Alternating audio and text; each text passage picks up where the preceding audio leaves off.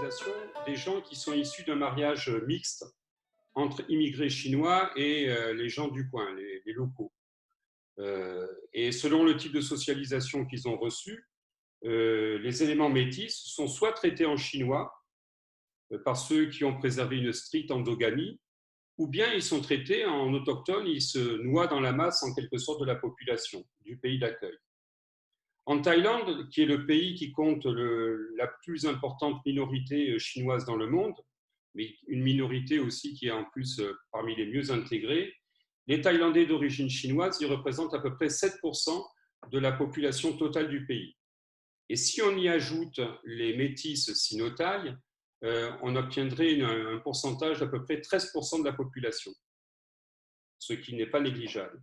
Alors, vous le voyez à travers cette diapositive, là, la précédente, l'Asie est la région du monde qui concentre les 2/3 de la diaspora chinoise, c'est-à-dire 2 membres de la diaspora chinoise sur 3 vivent en Asie. Et au sein de l'Asie, 65,4% vivent en Asie du Sud-Est. Donc, le sous-ensemble sud-est asiatique, c'est le principal pôle de la population chinoise en Asie. Alors viennent ensuite les Amériques, à peu près 17,3% des membres de la diaspora y vivent, notamment aux États-Unis, au Canada et au Pérou. Et seulement 9% des membres de la diaspora vivant en Europe, sont établis en Europe, dont environ 600 000 en France. Alors, concernant l'histoire de cette diaspora, si l'Asie du Sud-Est concentre 60% de cette population dans le monde, c'est du fait à la fois de sa situation géographique, je vais y revenir dans un instant, de son fort besoin de main-d'œuvre extérieure jusqu'au milieu du XXe siècle, et du fait de sa position charnière dans les réseaux commerciaux asiatiques, entre l'Inde et la Chine. Pourquoi ? Parce que depuis l'Antiquité, l'Asie du Sud-Est a servi de zone relais pour les liaisons maritimes et terrestres entre les 2 grands pôles asiatiques, entre l'Inde donc, et le monde chinois.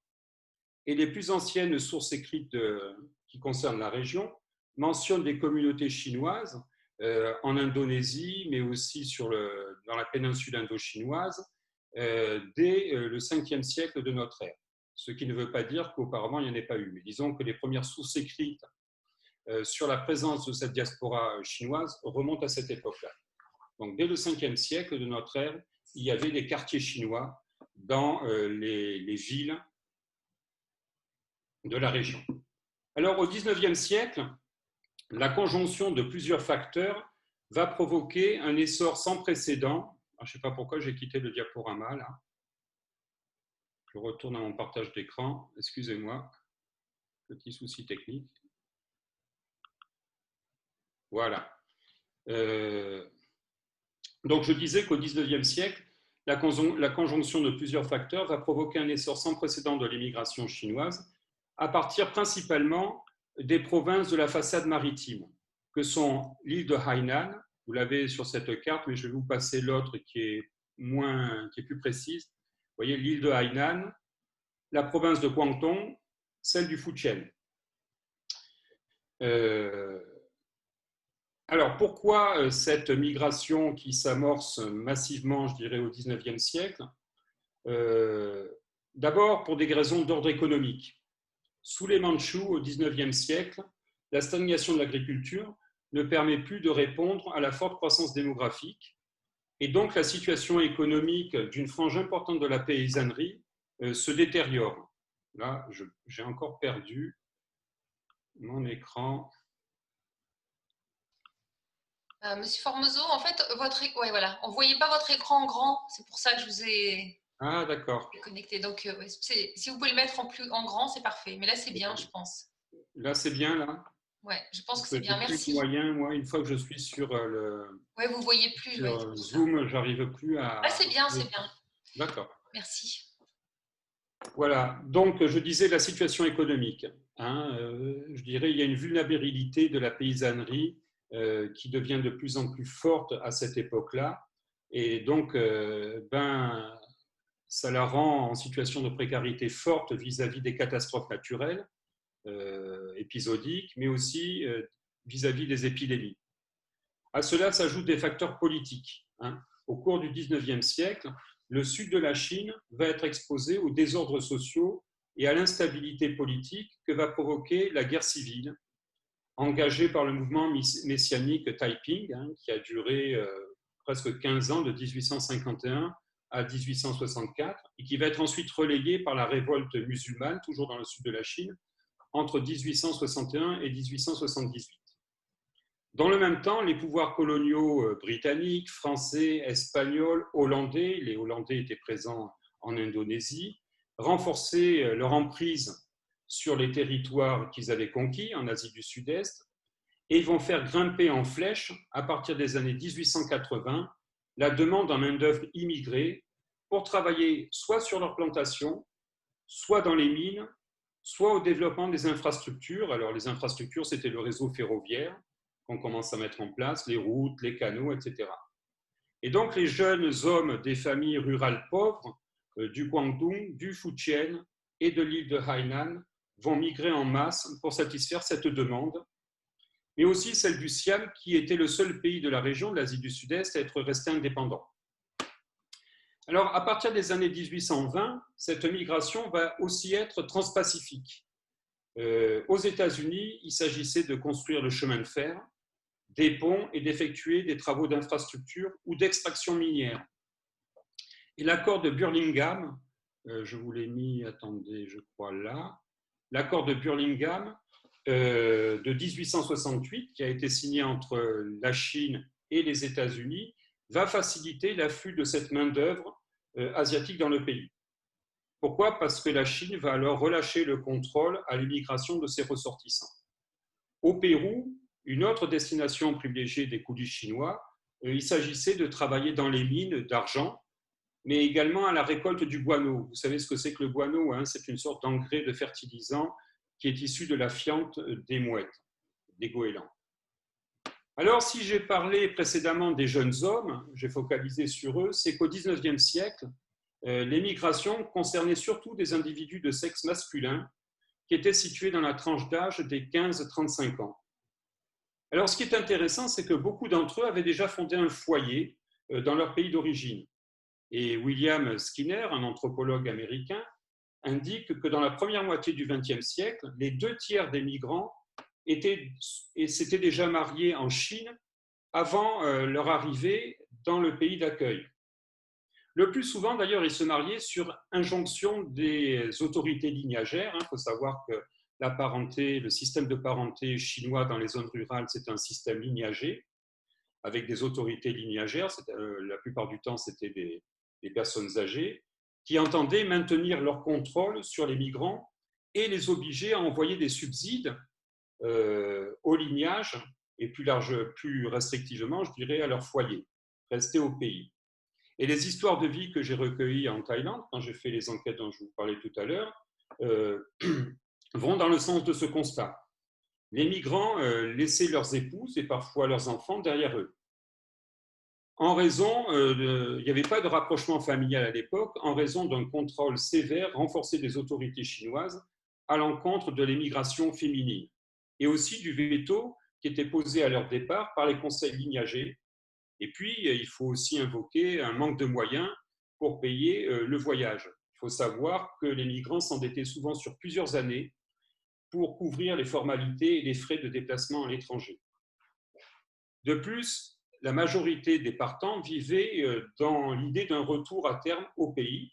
Et ce qui est intéressant, c'est que lorsqu'on analyse les flux migratoires, au début du XXe siècle, l'analyse de ces flux migratoires, elle révèle que, je dirais, un nombre important de rapatriements venait compenser les migrations. Et l'exemple de la Thaïlande est édifiant à cet égard, puisqu'entre 1882 et 1917, qui est la période de forte émigration chinoise dans le pays, l'afflux de 1,5 million d'immigrants a été en partie contrebalancé par le retour au pays de 900 000 personnes. C'est-à-dire que le solde net sur une quarantaine d'années, 35 ans, a été seulement de 500 000 personnes. Vous voyez, donc il y avait, je dirais, un turnover très important concernant cette migration. Et à vrai dire, ce n'est qu'à partir des années 1920 que l'émigration féminine chinoise va commencer à prendre de l'ampleur. Pourquoi? Parce qu'à l'époque, le gouvernement chinois va relâcher le contrôle sur le départ des femmes. Alors, dans leur écrasante majorité, je dirais les participants à cette grande vague migratoire qui couvre la fin du 19e siècle et le début du 20e siècle appartenaient à 4 groupes ethno-linguistiques. Là, je reviens à ma carte. À 4 groupes ethno-linguistiques du sud-est de la Chine, à savoir d'une part les Cantonais. Les Cantonais, évidemment, ils vivent dans la province de Guangdong. Les Tétchous, ils vivent plus au nord-est de la province de Guangdong, dans la région de Shantou, Shaozhou. Voilà. Les Hokkien, qui vivent eux au Fujian. Les Hakka, qu'on appelle aussi en chinois Kejia, qui vivent également au Fujian. Et puis les Hainanais, donc localisés dans l'île du même nom. Alors, de sévères restrictions imposées aux déplacements à l'étranger en raison de la Seconde Guerre mondiale, puis à partir de 1949, de la fermeture du pays, de la Chine, après l'arrivée au pouvoir des communistes, tout ça, ça va interrompre l'émigration chinoise des années 1940 aux années 1980. C'est-à-dire que pendant 40 ans, je dirais, les portes de la Chine vont se fermer à ce type d'émigration. Il n'y aura pratiquement plus d'émigration. De plus, dans les années 1940 à 1960, plusieurs pays d'Asie du Sud-Est vont développer des politiques hostiles envers les immigrés suspectés de sympathie communiste. En Indonésie, par exemple, le renversement du premier président, Sukarno, en 1965, va être l'occasion de pogroms anti-chinois. Il faut savoir qu'on estime à peu près 500 000 le nombre de Huachao, de Chinois de la diaspora qui ont été éliminés par le général Suharto suite à sa prise de pouvoir dans ce pays. Et en Thaïlande, les Chinois seront présentés par les nationalistes locaux comme une menace pour l'intégrité du royaume. Et donc, des mesures de restriction, de rétorsion vont être prises à leur encontre. On va fermer les écoles chinoises, on va interdire les journaux chinois.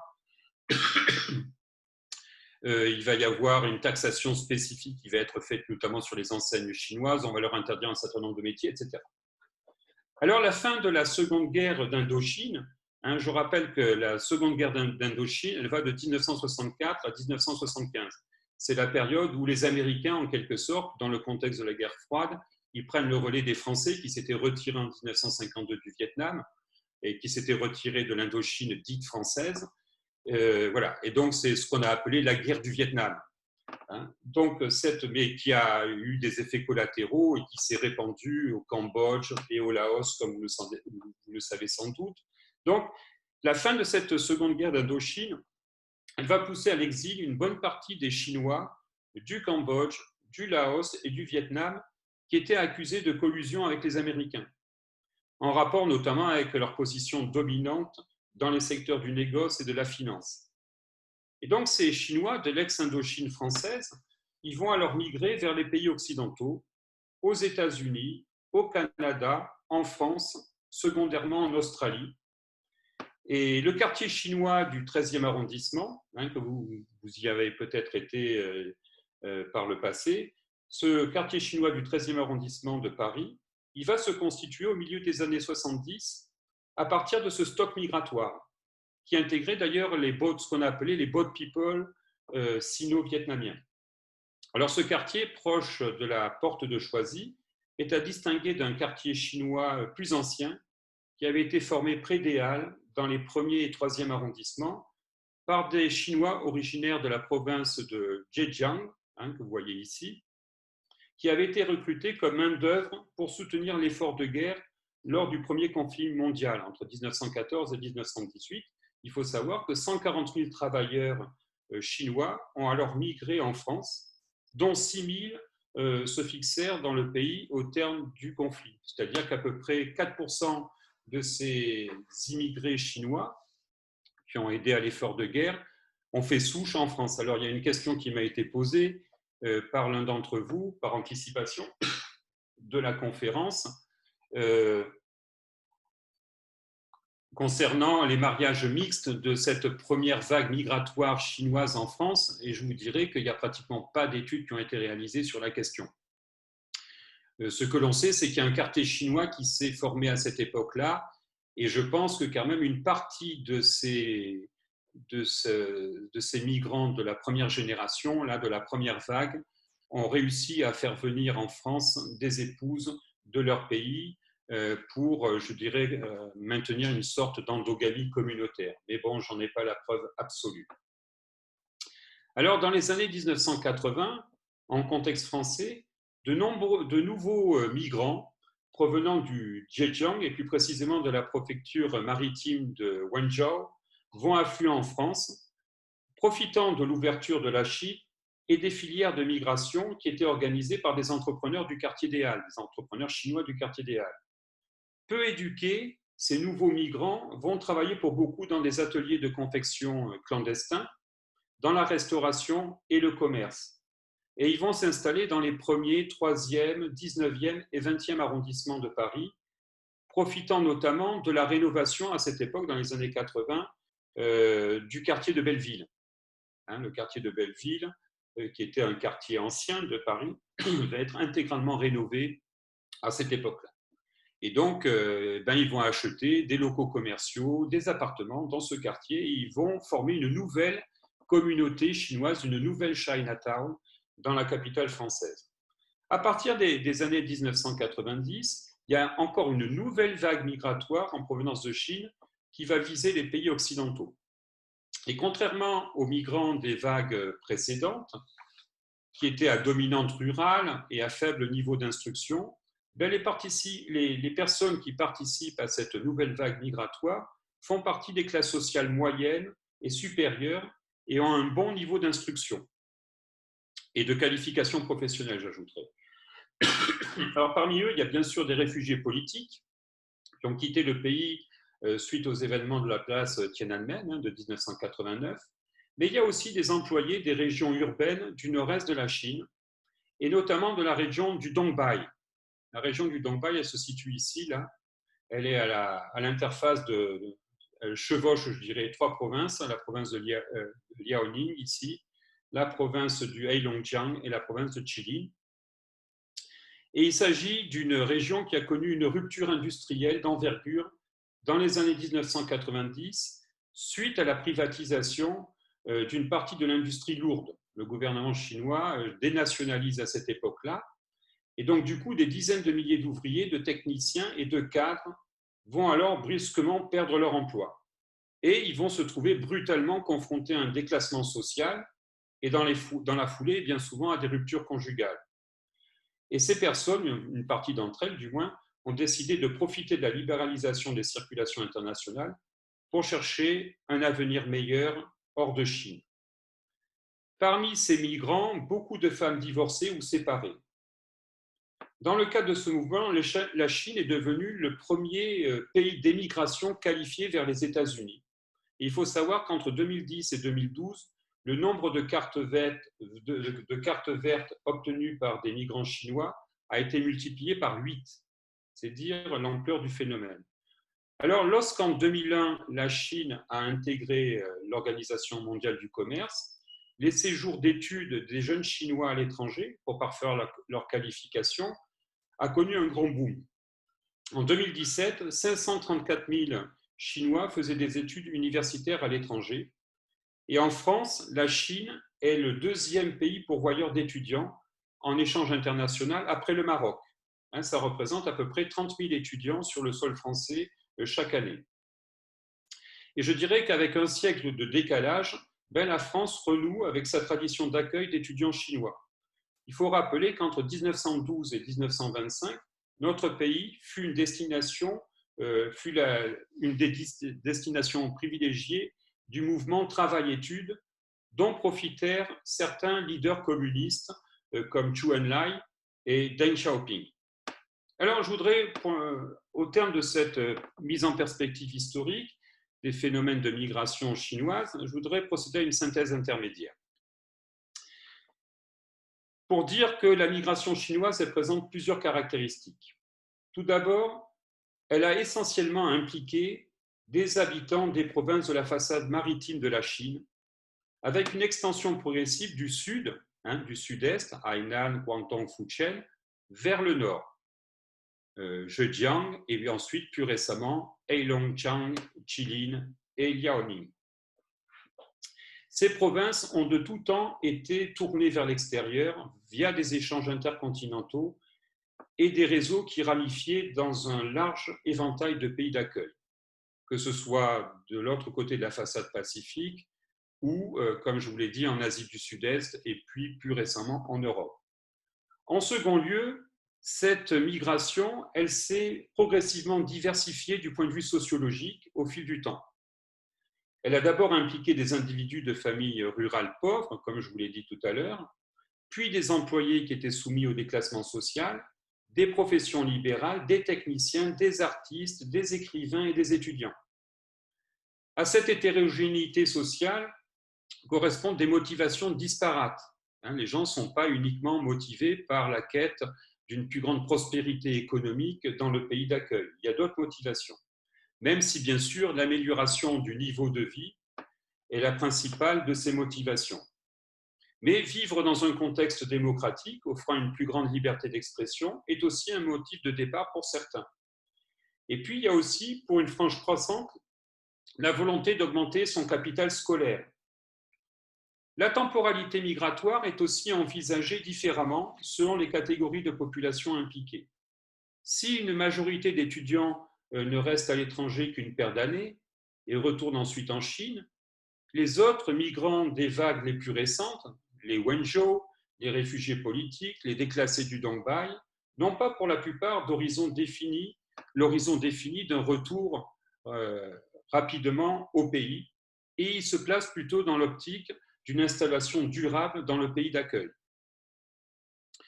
De ce qui précède, je dirais qu'il résulte en aucun cas une modalité unique concernant ces migrations chinoises. Et cette hétérogénéité est également exprimée sur le plan ethnoculturel.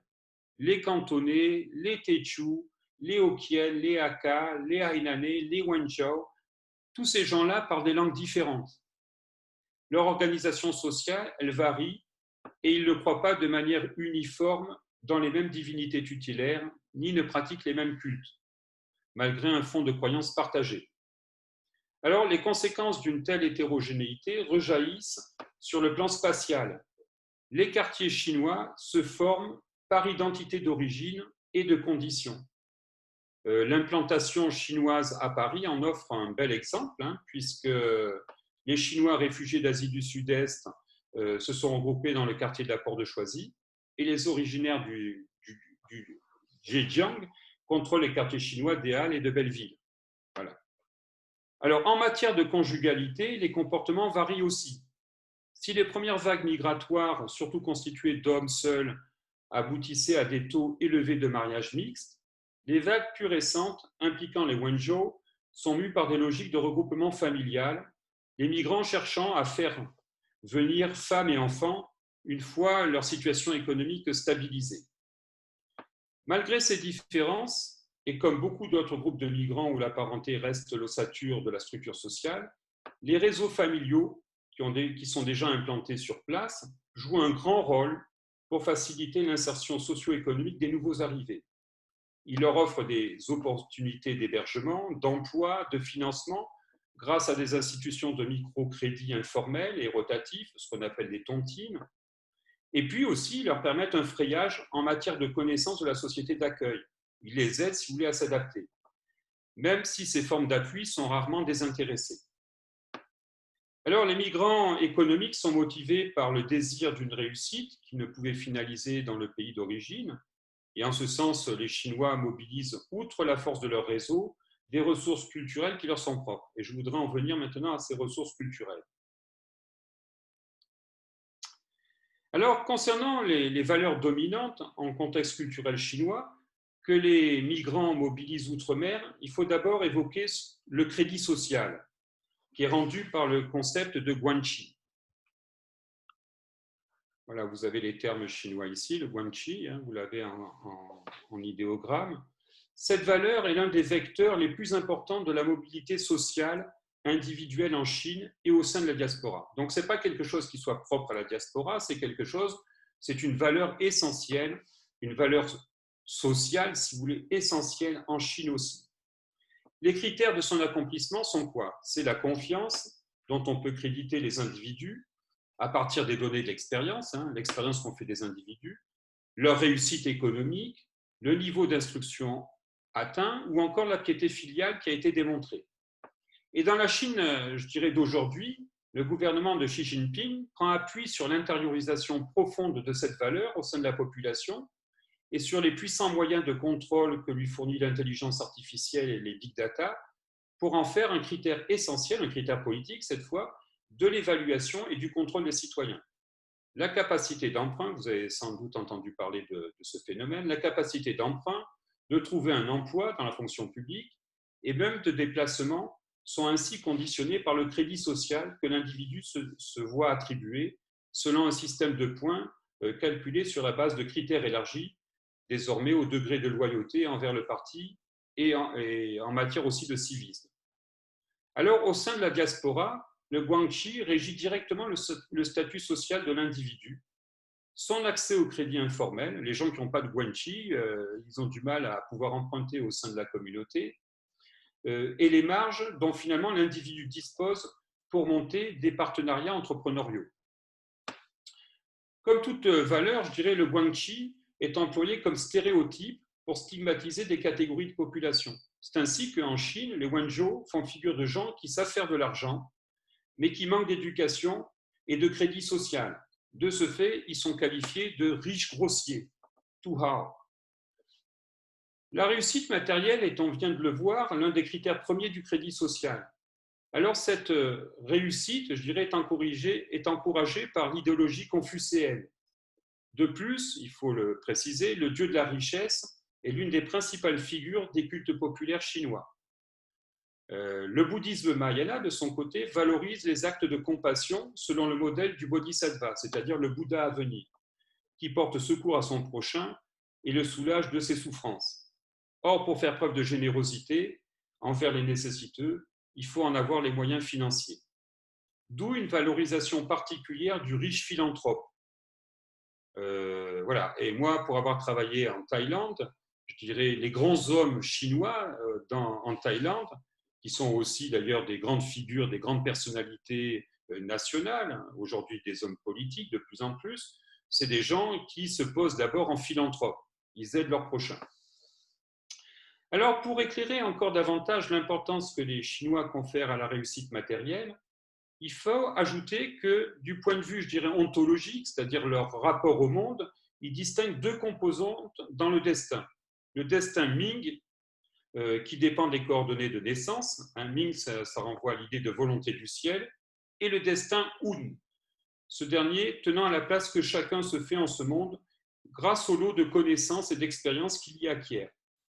Et utilisant une métaphore moderne, un entrepreneur m'expliqua un jour que Ming, c'est la voiture, et que Un est la manière dont le pilote conduit la voiture. Vous voyez, donc il y a à la fois des données d'expérience qui renvoient au vécu de la personne, qui renvoient à ses acquis, et puis il y a des données qui sont fixées dès le départ, le fameux destin Ming. Alors, parmi les moyens de la réussite matérielle que valorisent les migrants chinois, il y a, au moins dans la phase initiale de construction du capital, l'ardeur au travail, l'épargne et un mode de vie frugal.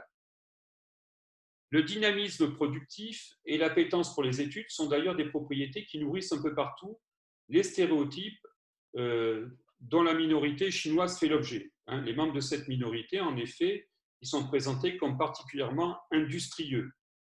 Cette aptitude à l'effort renvoie pour beaucoup aux conditions de vie précaires qui étaient les leurs dans leur pays.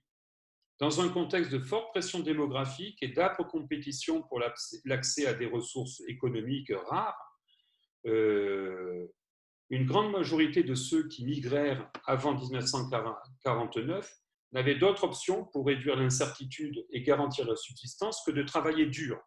Donc ça a renvoyé, si vous voulez, ça a constitué par l'émigration une sorte d'éthos entrepreneurial chinois. De son côté, la frugalité, elle trouve un surcroît de légitimité dans les techniques du corps, de contrôle du souffle et les prescriptions diététiques ancrées de longue date dans la culture chinoise et dont toute personne éduquée dans ce contexte connaît au moins des rudiments. Les exercices de gymnastique du type Qigong, couplés à un régime alimentaire soucieux d'équilibre que pratiquent nombre d'adultes, aussi bien en Chine qu'au sein de la diaspora, illustrent ce souci, je dirais, de la maîtrise du corps.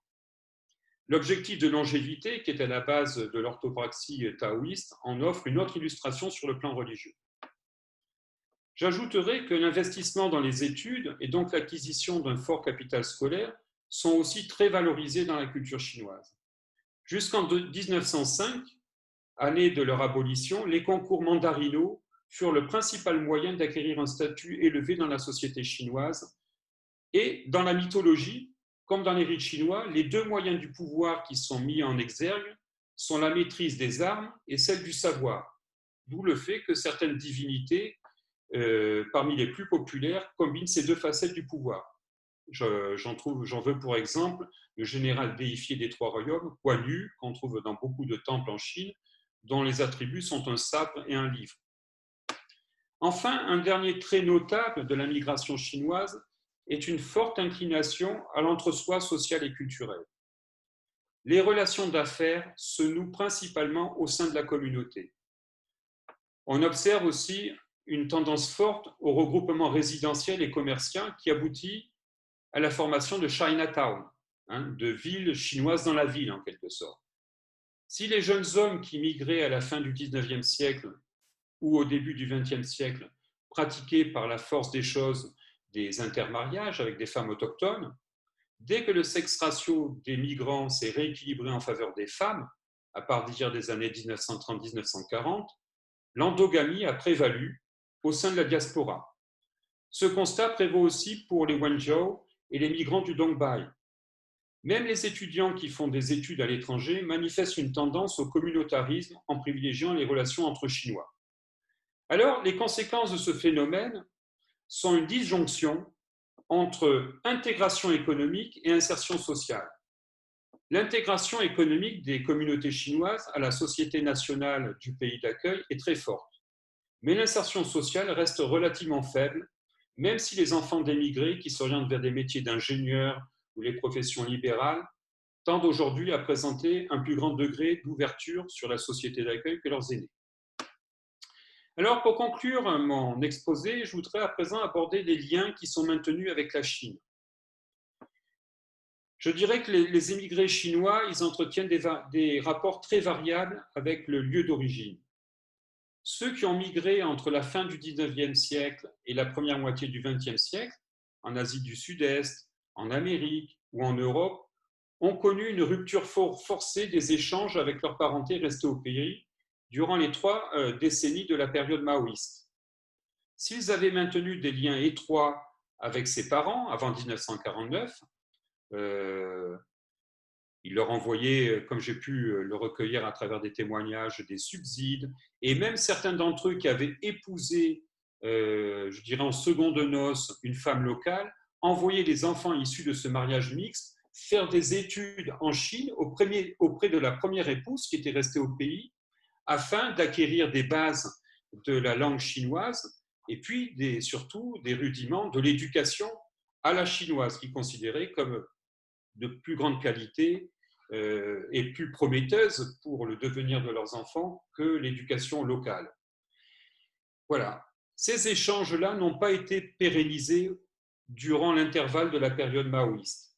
Et désormais, ces Chinois d'Asie du Sud-Est, dont je rappelle qu'ils forment le gros contingent des membres de la diaspora, la plupart d'entre eux se considèrent comme des citoyens du pays d'accueil. Très peu envisagent de revenir vivre en Chine et de réactiver leurs liens familiaux sur place pour faciliter cette réinsertion. S'ils retournent en Chine, c'est essentiellement pour y faire des affaires. J'ai connu beaucoup d'hommes d'affaires thaïlandais, malaisiens, singapouriens qui faisaient du business en Chine. Donc, c'est pour y faire des affaires, y investir, ou pour s'adonner tout simplement à des activités récréatives, incluant le tourisme. Alors, les rapports que les Wenzhou, de leur côté, entretiennent avec la Chine sont différents à l'état actuel. Ce sont des migrants plus récents et ils maintiennent encore des relations soutenues avec les parents qui sont restés en Chine et très souvent agissent dans une logique de regroupement familial en faisant venir leurs conjoints et leurs enfants dans le pays d'accueil dès qu'ils en ont les moyens financiers. Faut préciser que beaucoup d'entre eux sont des migrants clandestins et les proches qu'ils font venir partagent ce statut précaire et l'angoisse psychologique qu'elle procure. Là, je renvoie aux travaux d'une collègue, une sociologue, Simon Wang, et elle a bien démontré dans un livre qui est sorti en 2017, qui s'intitule Illusions et souffrances, les migrants chinois à Paris, qui est paru aux éditions de l'École normale supérieure. Elle a montré que l'affection pour sa progéniture n'est pas le seul facteur à entrer en ligne de compte dans ces regroupements familiaux. Certains migrants clandestins instrumentalisent les pathologies ou troubles psychologiques de certains de leurs enfants pour faire valoir auprès des pouvoirs publics le principe du regroupement familial et régulariser leur situation. Les enfants sont également instrumentalisés via le capital scolaire qu'ils acquièrent et qui les campe en médiateurs avec les services sociaux et administratifs de la société d'accueil. Pourquoi? Parce que beaucoup de parents ne maîtrisent tout simplement pas le français, l'anglais ou d'autres langues. Voilà. Et donc s'opère dans ces conditions un renversement des hiérarchies familiales. Les parents deviennent très dépendants des compétences ou des stigmates affichés par leurs enfants et exercent sur eux une forte pression sociale en conséquence. Les enfants vivent souvent très mal ce renversement relationnel. Eux qui étaient souvent ménagés et choyés dans le milieu d'origine, en rapport avec la condition de l'enfant roi, qui a été créée par la politique de l'enfant unique, ils se trouvent désormais surresponsabilisés dans un climat d'incertitude familiale. Et alors que leurs parents ne peuvent plus répondre au même niveau, je dirais, à leurs attentes affectives, du fait qu'ils travaillent très dur dans un contexte de forte exploitation de leur main-d'œuvre pour maintenir à flot l'économie domestique. Donc il y a un hiatus qui se crée et qui crée des tensions intrafamiliales très fortes au sein de ces migrants récents. Et ça, c'est ce que montre très bien Simon Wang. Et donc, il en résulte des troubles psychologiques chez nombre d'enfants et une dégradation des rapports intergénérationnels. Voilà, je vous remercie pour votre attention et donc maintenant, je suis tout à fait prêt à répondre à vos questions. Merci beaucoup, Monsieur Formoso, de cet exposé très intéressant. Avant peut-être que quelqu'un prenne la parole. Alors, je vais vous poser une question qui m'avait été envoyée au moment de l'inscription à la conférence. Donc, je pense que c'est la première, vous y avez répondu, en fait, c'est celle qui correspond, les Chinois qui étaient venus à partir de 1914 et qui sont restés après la Première Guerre mondiale. Il y avait la question aussi par rapport aux Chinois qui venaient d'Angleterre, plus particulièrement, ou qui étaient venus en Angleterre. Donc, vous avez répondu pour la France. Est-ce que vous avez des éléments à fournir, par exemple, pour ceux qui seraient venus en Angleterre? Est-ce qu'ils ont fait venir par la suite des Chinoises ou est-ce qu'ils se sont mariés avec des Britanniques sur place? Écoutez, je n'ai pas de données particulières sur l'Angleterre. Il y avait une question aussi qui m'a été posée sur est-ce que les Chinois d'Angleterre ou les Chinois de France, je dirais, forment une communauté spécifique, on pourrait dire sino-française. Oui, c'était la deuxième question. Ouais. C'était un peu le sens de la question. Oui. Bien sûr qu'il y a de l'acculturation, il y a une acculturation qui opère je dirais, en flux tendu, en flux continu, dans toutes ces situations migratoires, et les Chinois ne font pas exception. Mais j'insiste sur le fait, ça répond en partie à la question concernant le Royaume-Uni, que c'est des populations qui ont tendance, quand même plus que d'autres, au repli sur l'entre-soi communautaire. En rapport, je dirais, avec un sentiment de grande spécificité culturelle. Et donc, en fait, ça répond aussi en partie à la deuxième question, c'était est-ce que la diaspora chinoise en France, comme d'autres diasporas dans le pays, ont construit avec le temps une identité franco-chinoise ou est-ce que le lien avec le pays d'origine prime malgré tout et un retour au pays reste central? Donc, vous avez aussi répondu en partie. J'ai un peu répondu par anticipation en disant que voilà, on ne peut pas apporter une réponse uniforme à cette question du retour au pays. parce que les migrants, suivant leur situation, suivant leur passé, au sein de la société chinoise, ils envisagent différemment leur relation à leur patrie d'origine, quoi. Il y en a certains qui vivent, et je vous ai dit, au début du XXe siècle, beaucoup vivaient dans cette idée de retourner, après avoir fait une fortune, au pays. Et c'est vrai que beaucoup l'ont fait. Bien souvent, d'ailleurs, c'est parce qu'ils n'avaient pas réussi à faire fortune dans le pays d'accueil et que finalement, ils étaient en situation d'échec. Il y a aussi tout ce jeu sur les images qui est important, qu'analysent bien certains collègues, d'ailleurs sociologues également, qui travaillent sur la communauté chinoise. J'ai une collègue là, qui est candidate au CNRS qui travaille sur ces questions. C'est-à-dire que le sentiment de réussite, l'image de la réussite, elle est projetée, ça répond aussi en partie à la question, elle est projetée sur la famille qui est restée en Chine. C'est-à-dire qu'on veut donner quand on vit à l'étranger, finalement, il y a peu de moyens de contrôle de sa situation réelle, mais on entend, même si on n'a pas réussi, on entend donner de soi une image de réussite parce qu'il faut bien justifier le sacrifice, tous les sacrifices qui ont été faits pour migrer.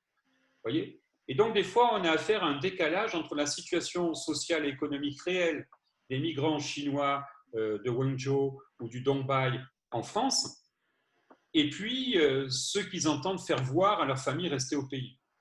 Voyez ? Voilà, et je vous dirais, c'est des processus qui se construisent dans le temps. Si évidemment on fait souche dans le pays, dans la société d'accueil, on est moins enclin à vouloir revenir au pays. C'est un petit peu l'expérience des Chinois du début du XXe siècle. Il y en a ceux, je dirais, qui ont bien réussi en Thaïlande, ils ne sont pas retournés en Chine. Parce qu'ils se rendaient bien compte qu'en Chine, c'était un peu le chaos social, politique, que la compétition y était très forte, etc. Donc, voilà. D'accord. Alors, il y a une question qui vient de se poser dans le fil de discussion. Alors, à tous les participants qui sont connectés actuellement, si vous souhaitez prendre la parole, il vous suffit d'ouvrir votre micro et votre vidéo. Hein. Il n'y a pas de… D'ailleurs, moi, je vais quitter le partage d'écran, là. Hein. Je vais arrêter pour me retrouver avec vous, voilà. D'accord, merci. Alors, il y a une question dans le fil des discussions concernant les Chinois en Polynésie française, où il y a une forte concentration de Hakka et où ils ont conquis près de 90% des marchés. C'est vrai. Alors, ce n'est pas seulement le cas en Polynésie française, hein, c'est le cas aussi dans tous les territoires d'outre-mer, je dirais, que possède la France. On pourrait élargir le cas à la Guyane, par exemple. Moi, j'ai été enseignant en Guyane à une époque, et le marché, les centres commerciaux étaient tenus bien souvent par des Asiatiques et parmi eux, beaucoup de Chinois. Quoi. Il y avait des Hmong également, hein, les Miao, mais qui venaient d'Indochine, mais c'était beaucoup de Chinois. Et c'est vrai qu'à Tahiti, par exemple, hein, on a des quartiers, on a depuis une période très ancienne des quartiers chinois, avec une architecture chinoise, avec ce qu'on appelle les compartiments chinois, qui existent depuis les années 30, 40, 50. Hein, ça a été assez documenté, ça. Donc voilà, il y a une forte concentration chinoise. Pourquoi ? Parce que quelque part, c'est des zones où la pression, la concurrence est moindre. Vous voyez, en Guyane, par exemple, très rapidement, les Chinois ont réussi par l'efficacité de leur système d'entraide, de leur réseau d'échange, de partenariats intracommunautaires, par les systèmes de crédit informels qu'ils mettaient en place, ils ont réussi à construire des entreprises très florissantes dans le domaine de la distribution. Et ils ont ainsi, je dirais, gagné une niche qui était peu occupée jusqu'alors. C'est le même cas en Nouvelle-Calédonie ou à Tahiti. Parce que les populations locales étaient plutôt tournées soit vers la mer, soit vers l'agriculture, voyez, ou vers la fonction publique. D'accord. Alors, pour l'instant, il n'y a pas d'autres questions. Je vais me permettre de poser une petite question. À votre avis, où est-ce que cette immigration est la plus réussie, entre guillemets, où il y a une mixité réelle qui est possible? Ben, je vous dirais le cas de la Thaïlande. Hein. La Thaïlande, c'est quand même le pays qui concentre la principale population de Huaqiao, de Huayi dans le monde, hein, aujourd'hui. Ça représente quand même presque une dizaine de millions de personnes. là, on se rend compte que les Chinois, ceux qui sont restés, ceux qui ont fait souche, ils ont largement fait fructifier leurs capitaux, je dirais, dans tous les domaines, hein. Capital scolaire, capital économique, ils tiennent, je crois que ils tiennent plus de 80% je dirais, des finances et de l'activité commerciale du pays. Et ils sont aussi largement dominants, alors que c'est une minorité qui ne représente, en y intégrant les métis sinotaï qui ne représentent que 13% de la population, ils sont archi-dominants au Parlement, au Sénat, dans la police, dans l'armée. Vous voyez, je dirais, ils tiennent tous les leviers du pouvoir, quoi. Mais ça se fait, et pour répondre à votre question, ça se fait en très très bonne intelligence avec les tailles. Il y a eu effectivement une période de tension forte, et d'ailleurs ce qui était assez paradoxal, c'est que les animateurs les plus fervents nationalistes à l'époque, entre les années 1930 et 1960, c'était des gens, à vrai dire, qui étaient des métis sino-thaï, mais qui s'étaient tellement si bien intégrés dans, je dirais, les élites thaï, siamoises de l'époque, hein, c'est-à-dire qu'ils avaient intégré en quelque sorte la sphère de la cour royale. Ils avaient été gratifiés par des séjours en Europe où ils avaient conduit des études supérieures, notamment dans l'armée. Et voilà. Et ces gens-là, finalement, ils ont retourné, je dirais, leur connaissance de la communauté chinoise contre les gens de leur propre origine. Voyez. Mais en dehors de cette période-là, dans les années 80, les militaires se sont rendus compte très rapidement que de toute façon, s'ils voulaient faire prospérer le pays, il fallait remettre les clés de la gouvernance à des entrepreneurs qui avaient réussi. Voilà, donc je dirais le cas de la Thaïlande, ce n'est pas un cas anodin du tout, c'est un cas qui est tout à fait illustratif d'une situation d'intégration économique et je dirais presque sociale réussie, malgré un certain repli sur soi de la communauté. Puis un autre exemple qu'on pourrait prendre, c'est le Canada, les États-Unis, où là aussi, je dirais, les Chinois en forment des élites qui sont assez influentes. D'accord, je vous remercie. Alors, on a deux autres questions. Une qui concerne les restaurants. Quels sont les groupes qui ont commencé à y travailler? Les groupes, vous voulez dire, ben, je dirais presque tous les Chinois, ils se sont investis dans la restauration. Hein. Ceux qui ont fait souche, là, les 6000 qui ont fait souche dans le quartier des Halles, ils ont commencé dès le début à constituer du capital en ouvrant des restaurants. Vous voyez, la sociabilité chinoise, c'est pas à vous, Chris, que je vais le dire, elle passe beaucoup quand même par la fréquentation des restaurants. Hein. Donc, ils avaient intégré aussi ce principe-là dans l'immigration et voilà quoi. Les Chinatown, le nombre de petits grands restaurants est considérable et je dirais ils sont essentiellement fréquentés. Moi, j'en ai fréquenté à Paris dans les deux quartiers, dans le 13e et dans le quartier de comment ça s'appelle, de Belleville, hein, ou des Halles. C'est des quartiers qui sont essentiellement fréquentés par la clientèle chinoise, quoi. Déjà, il y a une clientèle captive, quoi. Les Chinois qui font les réunions familiales moins chez eux qu'au restaurant, vous voyez.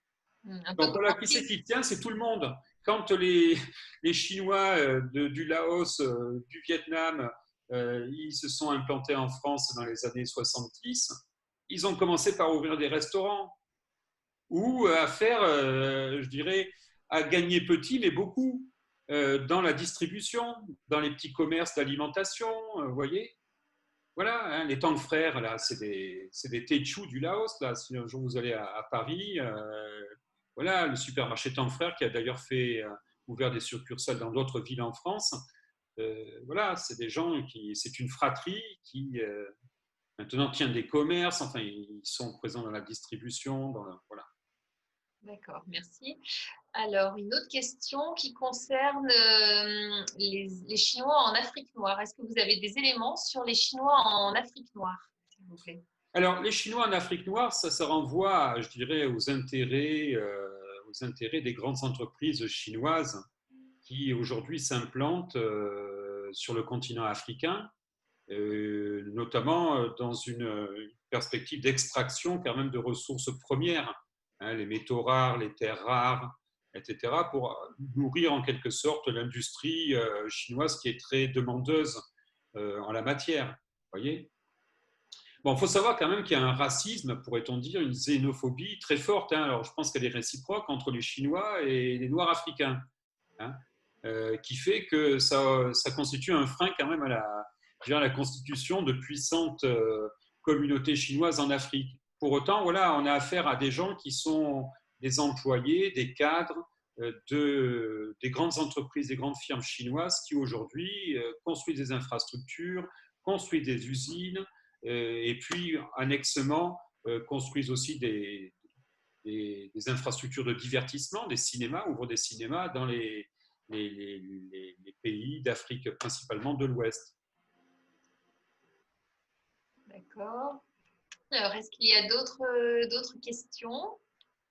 Mais ça ne représente pas des populations considérables. Hein, la migration chinoise africaine, chinoise en Afrique, hein, en l'état actuel, c'est sans proportion avec les autres. C'est pour ça que je ne l'ai même pas mentionné tout à l'heure, parce que... Est-ce qu'elle est plus récente, peut-être? Est-ce que la migration chinoise en Afrique est plus récente, ou est-ce que c'est juste une migration... Oui, tout à fait, elle est très récente. Hein. Tout à fait, elle est très récente. C'est post-OMC, ça. Hein, et puis, je dirais même, ça s'est surtout développé dans les années 2010.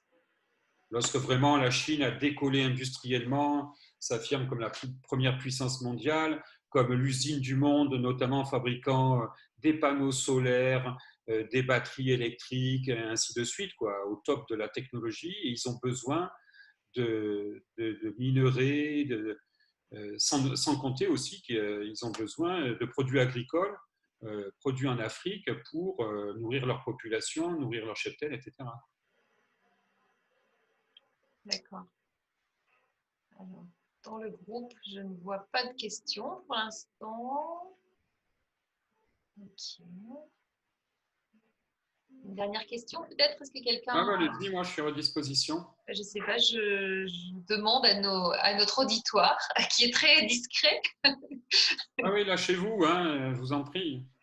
N'hésitez pas. Oui, c'est... Monsieur Formoso, il n'y a jamais de mauvaises questions. Hein. Il n'y a jamais de mauvaises questions. Moi, je veux dire à mes étudiants, vous êtes libres de poser toutes les questions que vous voulez, en tâche d'y répondre, dans la mesure de nos connaissances, quoi.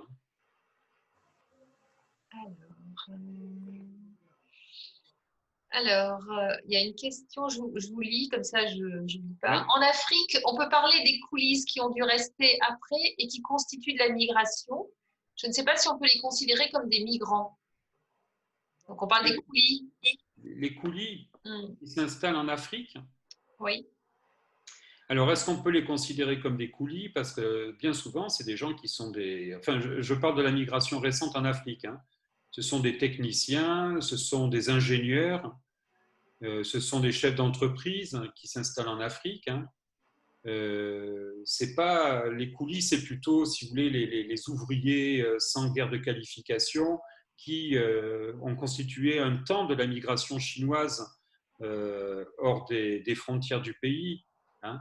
Je ne pense pas qu'aujourd'hui on puisse parler vraiment de coulis concernant l'immigration chinoise. Si peut-être concernant les Wenzhou qui travaillent dans les ateliers clandestins à Paris ou à Gênes ou à Milan, vous voyez, non, sans blaguer. Mais de coulis, c'est des gens qui finalement gagnent très peu et font du travail non qualifié, quoi. Aujourd'hui, une bonne partie quand même de la migration, c'est une migration de pays riches à pays riches, quoi. La Chine est devenue un pays riche.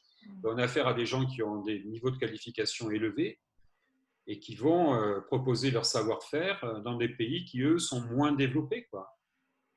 De l'assistance technique, en quelque sorte. D'ailleurs, c'est comme ça que le gouvernement chinois le présente. Hein. Donc, en Afrique, je ne suis pas sûr qu'on puisse parler de coulis.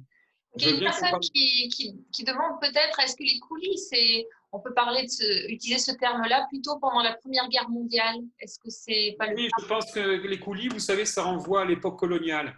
Alors, je veux bien qu'on soit aujourd'hui dans une époque néocoloniale qui ne dit pas son nom, mais malgré tout, c'est cette idée-là que, vous voyez, vous aviez des puissances européennes qui avaient mis un pied en Chine à travers le système des comptoirs, hein, des zones franches, et qui ensuite ont siphonné une partie de la main-d'œuvre chinoise vers leur colonie, quoi, pour y travailler dans les plantations, dans les mines, souvent dans des conditions très dures. Voilà, c'est à ça que renvoie la notion de coulis, qui est d'ailleurs un terme, je dirais, anglais, anglais de l'Inde, quoi. Indo-anglais, le terme coulis. C'était pour désigner les gens qui travaillaient dans les plantations.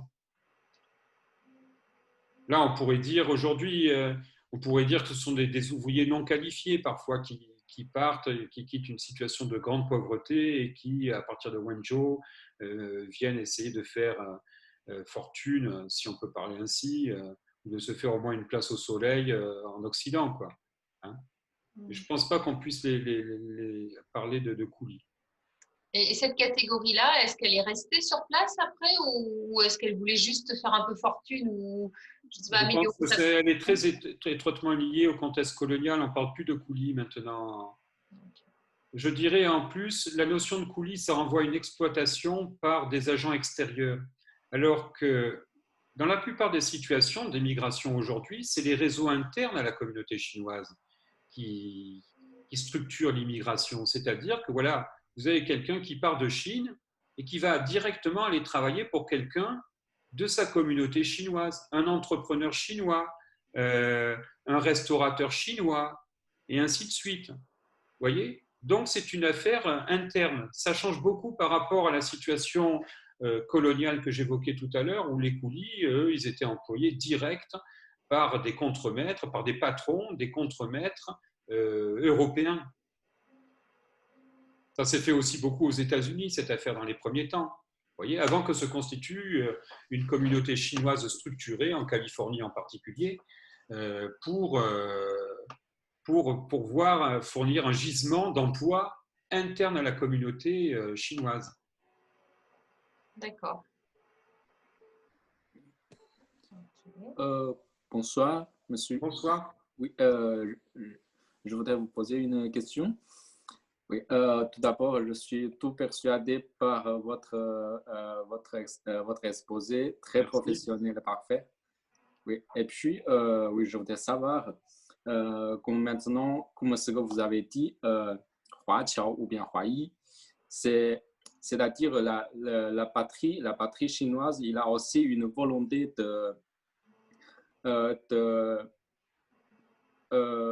comment je vais dire, la Chine, elle a encore une volonté de revendiquer ses migrants à l'étranger comme chinois.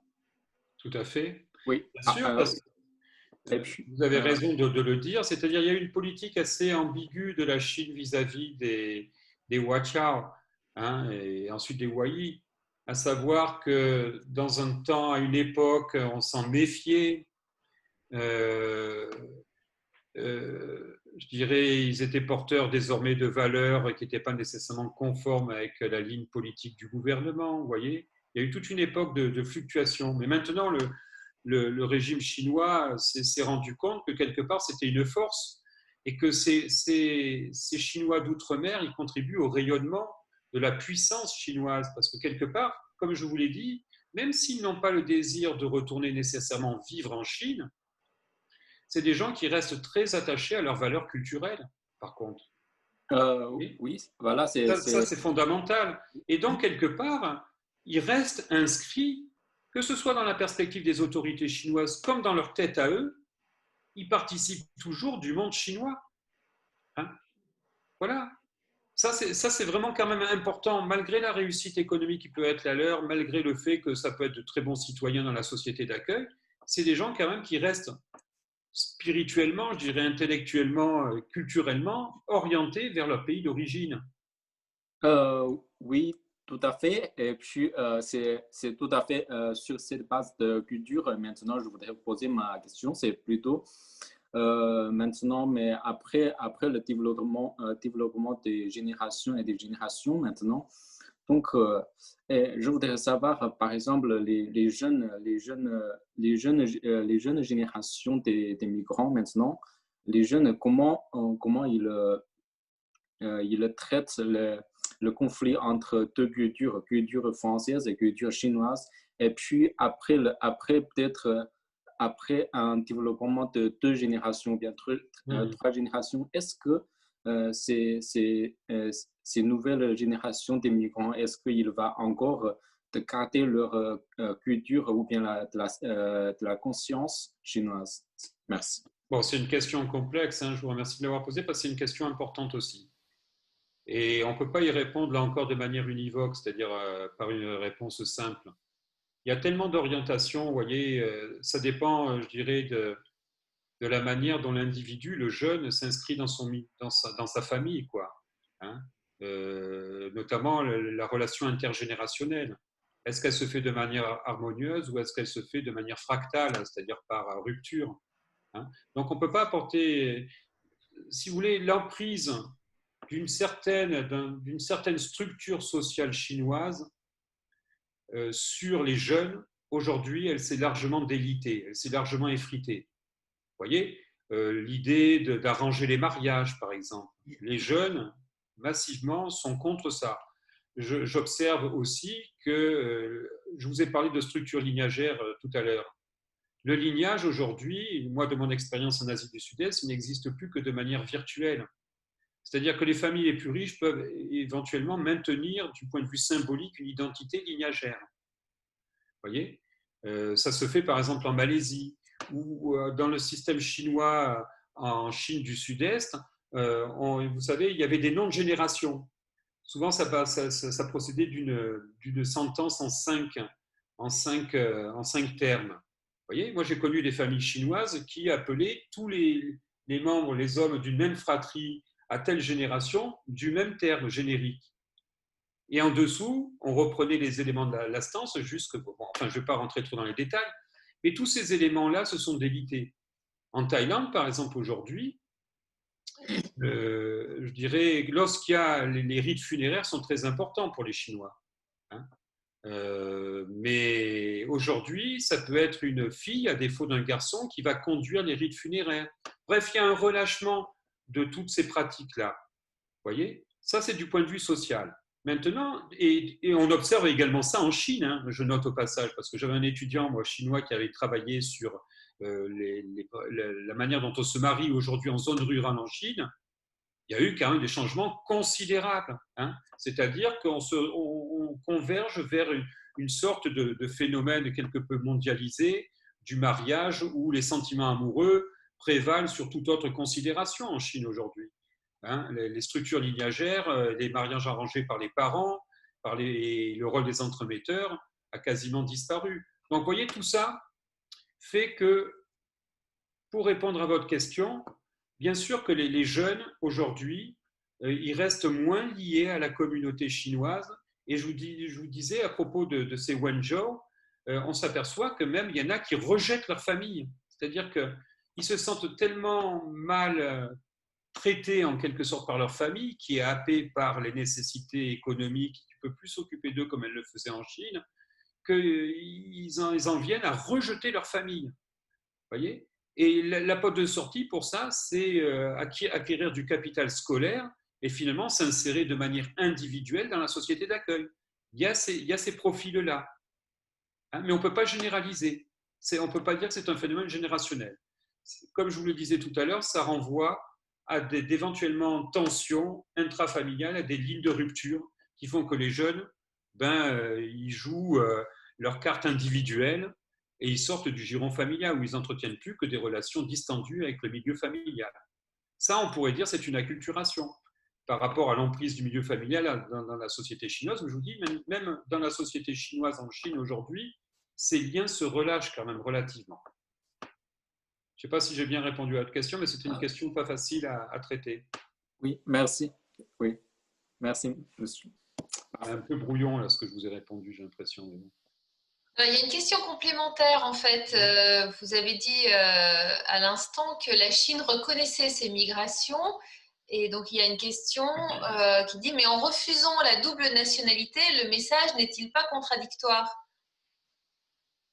Ben non, parce que quelque part, oui, à une époque, ça a pu être le cas, ça. Vous voyez, en disant, vous nous avez trahis. Je rappelle quand même, je ne vais peut-être pas suffisamment insister là-dessus, mais jusqu'à la Deuxième Guerre mondiale, la politique de la Chine vis-à-vis des migrants était défavorable. Pourquoi? Parce qu'on avait affaire à une hémorragie de main-d'œuvre importante, voyez.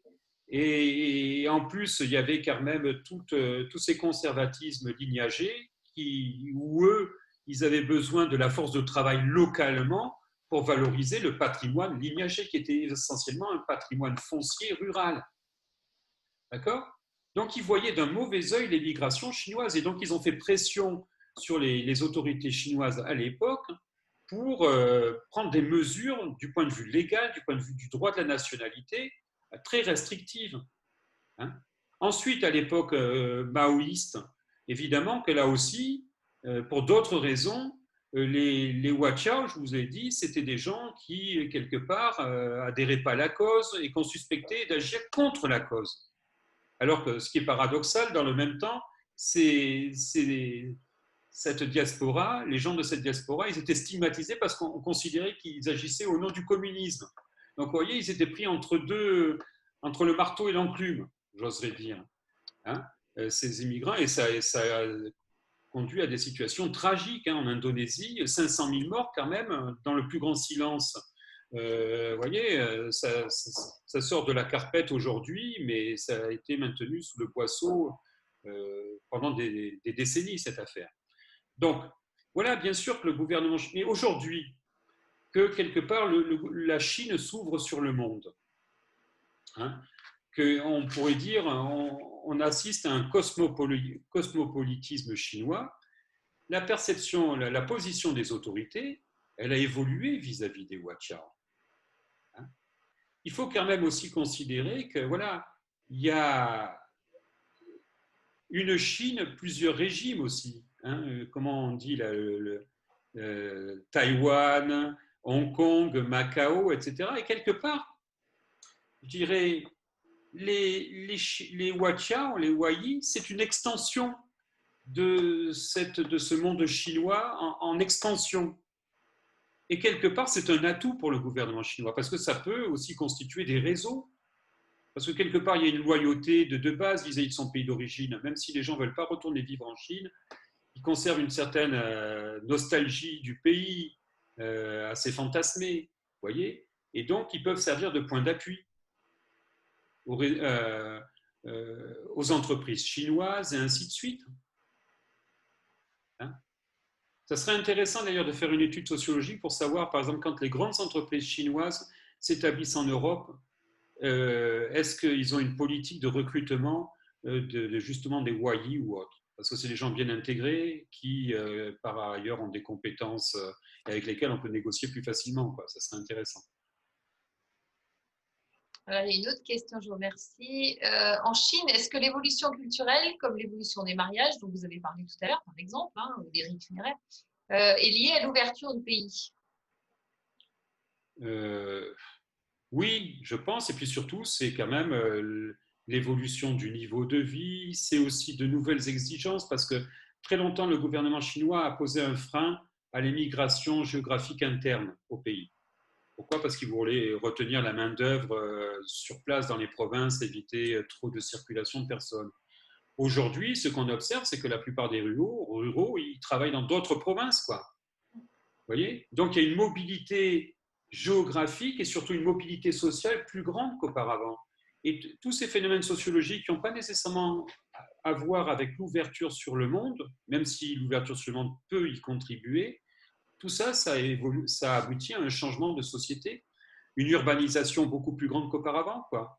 Hein, où finalement la ville, c'est le creuset quand même de l'individualisme, hein, des destinées individuelles. Je voudrais ajouter par rapport à la question précédente quand même qu'il y a aussi aujourd'hui le gouvernement chinois, c'est illustré d'ailleurs par les instituts Confucius, mais il a une véritable politique de rayonnement culturel et de valorisation de son patrimoine. Hein. Et quelque part, les Huaqiao, ils font partie du patrimoine de la Chine. Et tout, je dirais, les Chinatown, les quartiers chinois en Malaisie, aux Philippines ou ailleurs, quelque part, ça peut prêter à un investissement des autorités chinoises en Chine au nom de cette valorisation du patrimoine chinois. Vous voyez, je dirais, toutes ces affaires de patrimonialisation culturelle sont très importantes dans l'agenda politique, je pense, du gouvernement chinois aujourd'hui. Hein. Valorisation linguistique, valorisation culturelle. On le voit bien, hein, je dirais, la Chine est candidate à de nombreux classements au patrimoine universel de l'UNESCO. Ils sont en plein dans ces opérations-là, mais pas seulement. Il y a aussi vraiment une politique de valorisation du patrimoine. Et je ne pense pas qu'elle soit limitée à la Chine proprement dite. Mais c'est grandement une opinion personnelle. Ce n'est pas appuyé sur, je dirais, des études scientifiques fouillées. D'accord. Et par rapport au fait que la double nationalité ne soit pas autorisée, est-ce que vous pensez que pour les personnes qui sont migrantes, enfin, on ne dit pas migrants, j'ai plutôt envie de dire expatriés maintenant, est-ce que c'est un frein? Est-ce que ça entraîne, je sais pas, des problèmes particuliers? Parce qu'en fait, en clair, ça veut dire soit on prend la nationalité du pays d'adoption ou bien on renonce à sa nationalité en fait. Donc, je ne sais pas quel problème ça peut poser pour la personne qui se retrouve dans cette situation. En fait, il n'y a pas le choix en fait de la double nationalité. Oui, et c'est vrai que c'est un frein au retour au pays. C'est un frein au rapatriement, en quelque sorte, des immigrés dans le pays. Ça, c'est une réalité, bien sûr. Je vous dis, ça renvoie aux horizons que les individus se fixent, quoi. Est-ce que, je vois, pour la plupart des Hawaii, ça pose pas de problème, quoi, parce que eux, ils ont décidé, au vu de la prospérité qu'ils ont acquise, de faire souche dans le pays d'accueil. Ils s'y sentent très bien. Ils n'ont pas le sentiment d'ailleurs d'avoir rompu avec la Chine parce qu'ils arrivent à manger le chinois, à fréquenter principalement des amis chinois. Moi, je le vois en Thaïlande comme je l'ai vu en Malaisie. Quoi. Ils forment des cercles, surtout qu'en Malaisie, par exemple, il y a une politique, vous savez, très communautariste qui cloisonne les relations entre les musulmans, ce qu'on appelle les Bumiputras, les fils du sol, en quelque sorte, musulmans, les Indiens et les Chinois. Donc les Chinois vivent entre eux, quoi. Ils ont formé une galaxie chinoise en pleine Malaisie. Hein. Type, voilà. Hein. C'est la même chose à Singapour. Quoi. Singapour, c'est une cité-État chinoise à plus de 60%. Hein. Vous voyez bon, et je dirais même mieux, ils ont le sentiment d'être plus chinois que les Chinois de République populaire de Chine. Hein. Moi, j'ai étudié une lignée de culte qui avait essaimé à partir de la région de Shaozhou en Asie du Sud-Est. C'était des gens qui sortaient des zones rurales et qui avaient fait fortune en Thaïlande. Et aujourd'hui, ils sont des entreprises extrêmement florissantes et ils sont riches par millions. Hein. Et en Malaisie, c'est pareil. C'est des gens qui tiennent beaucoup de leviers du pouvoir. Mais dans leur communication avec les dieux, les immortels taoïstes, etc., ils reçoivent sans arrêt des messages qui leur disent « mais vous êtes les derniers des Chinois hein ». Et on vous investit d'une mission pour aller réintroduire la vraie civilisation chinoise en Chine, quoi. Ce qui les motive à ouvrir des temples ou des crypto-temples dans des temples, enfin c'est une stratégie de cheval de Troie, si vous voulez, à établir des hôtels dans des temples qui ont pignon sur rue en Chine. Vous voyez? Donc ces gens-là, quelque part, ils n'ont pas nécessairement besoin de la Chine pour vivre chinois. La restauration chinoise outre-mer, elle est aussi faite pour ça. Hein. Le fait d'avoir des réseaux de distribution chinois, c'est pareil, quoi. C'est-à-dire qu'on peut vivre dans une sorte de galaxie chinoise sans avoir à revenir au pays. Dès lors que les liens familiaux se sont déliés, parce que je pense que le plus important, c'est quand même l'attachement familial qui reste.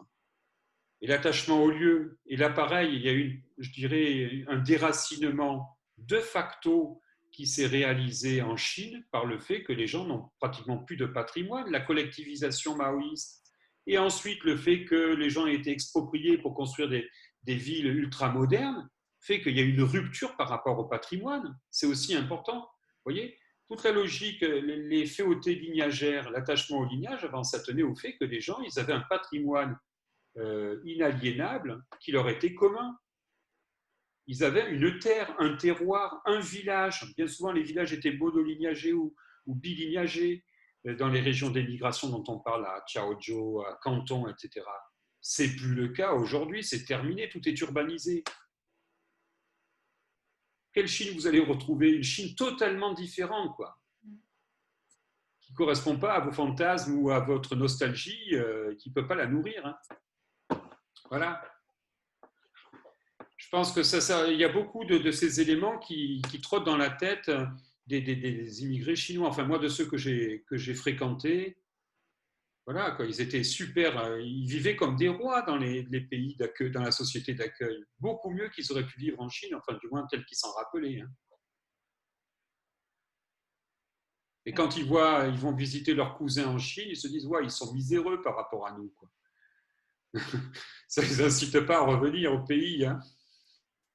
Même aujourd'hui? Même aujourd'hui, dans la plupart des situations, moi, les gens que je connais, c'est pas Shanghai ou c'est pas Pékin, hein, c'est quand même des gens où vous allez à Chaozhou, j'ai été dans les années 2000, hein, ça reste encore vraiment, c'est sur le front côtier, mais c'est encore très pauvre. Hein. C'est un arrière-pays côtier. Hein. Allez-y faire un tour, vous allez voir. Ok, Monsieur Formoso, je vous remercie infiniment de cette conférence passionnante et des messages de remerciement. Merci pour cette conférence. Merci à tous pour votre écoute, hein, la qualité de votre écoute dont j'ai pu prendre la mesure à travers justement la qualité des questions aussi. Hein. Merci infiniment, merci beaucoup à toutes et tous et puis bonne soirée.